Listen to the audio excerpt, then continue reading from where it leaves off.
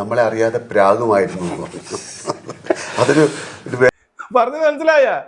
പണ്ടൊക്കെ ആയിരുന്നു ഈ പ്രാഗ്, അതായത് ഇപ്പൊ മേജർ രവി ചെയ്ത് ഒരു തരത്തിലുള്ള പ്രാക്കലാണ്. നമസ്കാരം. ഈ കുടുംബത്തോടെ വന്ന് അണ്ണാക്കി കൊടുക്കുക എന്ന് പറഞ്ഞാൽ കേട്ടിട്ടുണ്ടോ? കേട്ടിട്ടില്ലേ? കാണിച്ചു തരാമേ, കണ്ടോ? എനിക്കറിയാം ഞാൻ എന്താ ഉദ്ദേശിച്ചത്, whatever, but and I know for myself, so if someone else misunderstands what I'm saying, that's their misunderstanding. I don't have to prove what I'm thinking or what I'm feeling, or I don't have to say no, it's like this, it's like that. I don't have to explain myself. If someone has a problem, they have a problem, and I can't do anything to fix that problem, and I don't have to. It's not on me to fix their problem. അതായത് വല്ലവരുടെയും പ്രോബ്ലങ്ങൾ പിന്നെ solve ചെയ്യുക അല്ല എന്റെ പ്രശ്നം. ഞാൻ ഇന്നതാണ് ഉദ്ദേശിച്ചത്, ഞാൻ ഇന്നതാണ് പറയാൻ ശ്രമിച്ചത് എന്ന് വല്ലവരെയും പിന്നെ പറഞ്ഞ് മനസ്സിലാക്കേണ്ട ഗതികേട് എനിക്കില്ല എന്നുള്ളതാണ്. അവരുടെ പ്രോബ്ലം അവർ തന്നെ തീർത്തോട്ടെ എന്നുള്ളത്. ആരെക്കുറിച്ചാണെന്ന് മനസ്സിലായ? നമ്മുടെ മേജറിനെ കുറിച്ച്. ഈ കൊച്ചിന് വിവരമില്ല, ഈ കൊച്ചിന് രാഷ്ട്രീയമില്ല, ഈ കൊച്ചു എന്തോ കണ്ട് പട്ടിയെ എടുത്തോണ്ട് പോകുന്നതില്ല, പട്ടി ഇങ്ങനെ കരഞ്ഞു കിടക്കുമ്പോൾ എടുത്തോണ്ട് പോകുന്ന ലാഘവത്തോടുകൂടി കൂടി ആ കുട്ടി എനിക്കറിയാം. എന്റെ മായ ഇങ്ങനെയല്ല. അതായത് മേജർ രവി ഇപ്പൊ കിടന്ന് വിളിക്കുക, അയ്യോ ഞാൻ കണ്ട മായ ഇതല്ല, ഇതിന് ഞാൻ താലോലിച്ച് എന്റെ മടിയിലിട്ട ആഠിയ മായയല്ല, ഇത് വേറെ ഏതോ കൊച്ചാണെന്ന് ഇപ്പം കരയുന്നുണ്ടാവും ആര്? മേജർ രവി എന്നുള്ളതാണ്. അപ്പൊ സത്യം പറഞ്ഞു കഴിഞ്ഞാൽ മേജർ രവിക്ക് അണ്ണാക്കി കൊടുത്തിട്ടുണ്ട് എന്നുള്ളത്. നിങ്ങളുടെ പ്രോബ്ലം സോൾവ് ചെയ്യുകയല്ല എന്റെ ആവശ്യം, മനസ്സിലായോ? നിങ്ങൾക്ക് എന്തെങ്കിലും വിഷയമുണ്ടെങ്കിൽ, നിങ്ങൾക്ക് തലയ്ക്ക് എന്തെങ്കിലും പ്രശ്നമുണ്ടെങ്കിൽ എന്ത് ചെയ്യണം?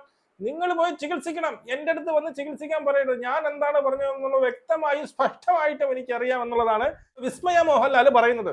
ഇത് മോള്, ഇനി അച്ഛനും അമ്മയും കൂടി ഉണ്ട്. അതായത് മോഹൻലാലിന്റെ ഭാര്യയായ നമ്മൾ സുചിത്രയും കൂടി, അവരും കൂടി ഉണ്ടാക്കി കൊടുക്കണേ കൂടി നമുക്ക് കാണാമെന്നുള്ളതാണ്. അതും കൂടി കണ്ടതിന് ശേഷം നമുക്ക് പറയാമെന്നുള്ളതാണ്.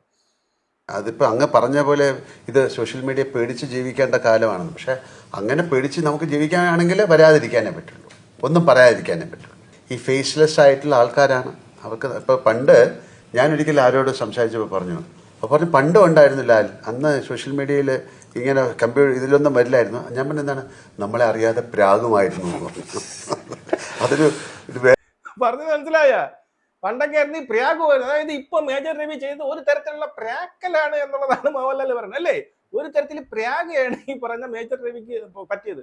മേജർ രവി പോയി ചത്തുകൂടെ? ഇതിനെക്കാട്ടി എന്ത് വേണം? അതായത് അച്ഛനും അമ്മയും മകളെല്ലാം കൂടി നിന്നിട്ട് നിങ്ങൾക്ക് അണ്ണാക്കി തരികയാണ് എന്നുള്ളതാണ്. ബാക്കിയും കൂടി കേൾക്കാം. വേറൊരു തലത്തിൽ നിന്നുള്ള ഒരു ആൻസറാണ്. അത്തരം പിന്നെ കാര്യങ്ങൾ ചെയ്യുന്നതിലൊരു സന്തോഷമുള്ള ആൾക്കാരുണ്ട്, അല്ലെ? ഒരു എക്സ്ട്രസ്, ഒരു പെപ്പപ്പ് കിട്ടുന്ന ആൾക്കാരുണ്ട്. അതങ്ങനെ ആൾക്കാരുണ്ട്. അവര് ലെറ്റ് ദം ബി ഹാപ്പി. അതാണ്, അതൊന്നും ഞാൻ പറ്റില്ല. അതെ, അവർ സന്തോഷിക്കട്ടെ. മറ്റുള്ളവരെ പറയുമ്പോൾ, കുറ്റം പറയുമ്പോൾ, ഇങ്ങനെ വന്നിരുന്ന സോഷ്യൽ മീഡിയ എന്ന് പറയുമ്പോൾ അവർക്ക് സന്തോഷമുണ്ട്, അവർ സന്തോഷിക്കട്ടെ എന്നാണ് പറയുന്നത്. അതാരെ പറയുന്നത്? അത് ലാലേട്ടന്റെ ഭാര്യയും നമ്മയുടെ അമ്മയുമായ പിന്നീട് സുചിത്രയാണ് പറയുന്നത്. അവര് സന്തോഷിക്കട്ടെ എന്നുള്ളതാണ്. ബാക്കി നമ്മളന്ന് പിള്ളേരിനെ വളർത്തിയത് freedom of thought, freedom of expression ഒക്കെ.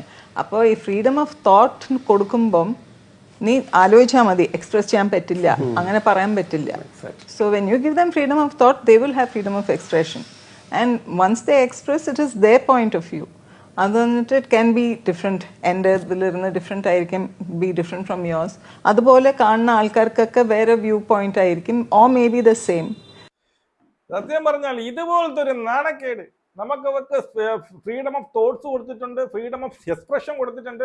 അവരുടെ തോട്ടുകൾ തോട്ട് ചെയ്ത്, അതായത് ചിന്തിക്കുക മാത്രമല്ല അത് പറയാനും കൂടി, എക്സ്പ്രസ് ചെയ്യാനും കൂടെയുള്ള അവകാശം അല്ലെങ്കിൽ അനുവാദം നമ്മൾ കൊടുത്തിട്ടുണ്ട് എന്നുള്ളത്. എൻ്റെ പിന്നെ തോട്ടായിരിക്കില്ല ഈ പറയുന്ന വിസ്മയയുടെ തോട്ട് എന്ന് പറഞ്ഞുകൊണ്ട് സത്യം പറഞ്ഞു കഴിഞ്ഞാൽ മേജർ രവിക്ക് അണ്ണാക്കി ഇതുപോലെ ഒന്നും കിട്ടാനില്ല എന്നുള്ളതാണ്. പേരെടുത്ത് പറഞ്ഞില്ലെങ്കിലും നീ നിന്റെ കാര്യം പോയി നോക്ക്. നീ അവിടെ ഇരുന്ന് ഒരു തരത്തിലുള്ള പ്രാക്കലാണ് പ്രാഗീയത എന്നുള്ളതാണ്.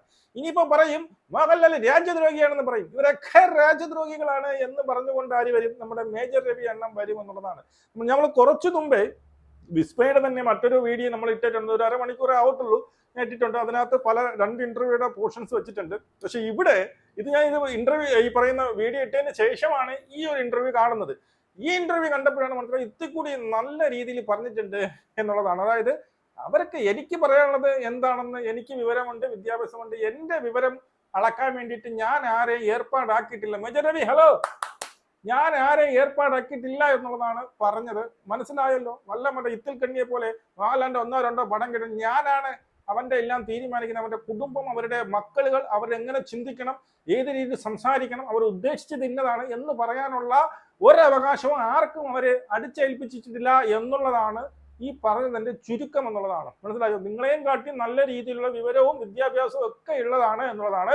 നിങ്ങൾക്ക് എന്തെങ്കിലും പ്രശ്നമുണ്ടെങ്കിൽ നിങ്ങൾ പോയി ചികിത്സിക്കണം, അതിന് എന്റെ പുറത്ത് കയറുകയല്ല വേണ്ടത് എന്നുള്ളതാണ് ഈ കുടുംബം പറഞ്ഞത്. അപ്പൊ ഇങ്ങനെ ഇപ്പോഴാണ് ഞാൻ ആദ്യമായിട്ട് ഒരു കുടുംബത്തോടെ വന്നിരുന്നു കൊണ്ട് ഒരാളെ ഊക്കുന്നത് അല്ലെങ്കിൽ അണ്ണാക്കി കൊടുക്കുന്നത് കാണുന്നത് എന്നുള്ളത്. നിങ്ങളുടെ അഭിപ്രായം കമന്റ് ചെയ്ത് നമുക്ക് വീണ്ടും കാണാം. ജയ് ഹിന്ദ്.